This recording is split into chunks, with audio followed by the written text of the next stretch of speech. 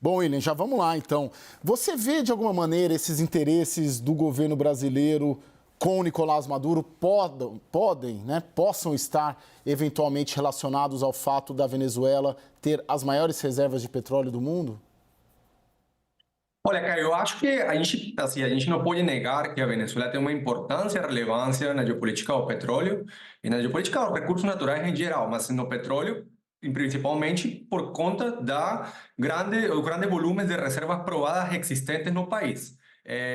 E isso claramente levanta o interesse de muitos países do mundo, num momento, né, onde a gente vem se adaptando às consequências de uma crise energética global, decorrente da invasão russa-ucrânia o intercâmbio de sanções entre Ocidente e a Rússia, e o interesse claramente de garantir a segurança energética, porque apesar de que a gente tem uma emergência climática e que os países, principalmente os mais desenvolvidos, estão se comprometendo com metas cada vez mais ambiciosas de redução de emissões para avançar numa transição para uma economia de baixo carbono.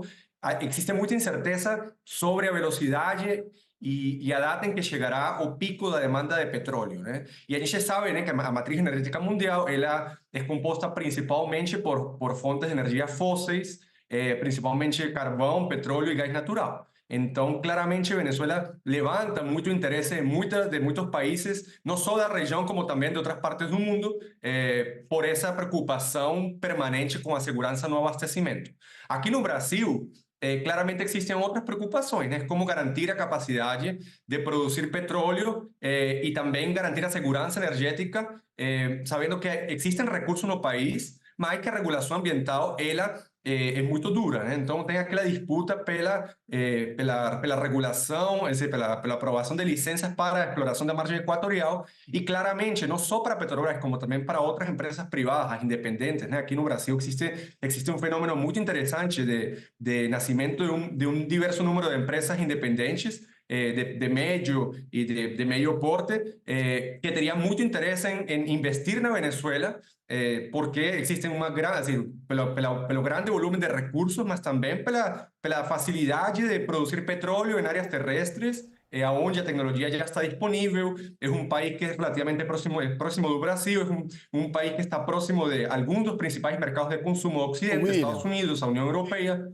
Então, a gente entende que sim, que levanta o grande interesse de parte, existe interesse no Brasil sim, e também no William, setor privado a, brasileiro. a minha dúvida é se, diante de uma crise dessa, o fato de países como, que já estão lá, com companhias nacionais de seus países lá, estou falando de China e Rússia, por exemplo, autocracias, regimes Sim. autoritários, estarem lá e referendarem o resultado, a vitória de Maduro, ajuda esses países, China e Rússia, a se posicionarem melhor no business de petróleo dentro da Venezuela do que outros países, por exemplo, os americanos, que estão lá também e que reconhecem como vitorioso o candidato adversário?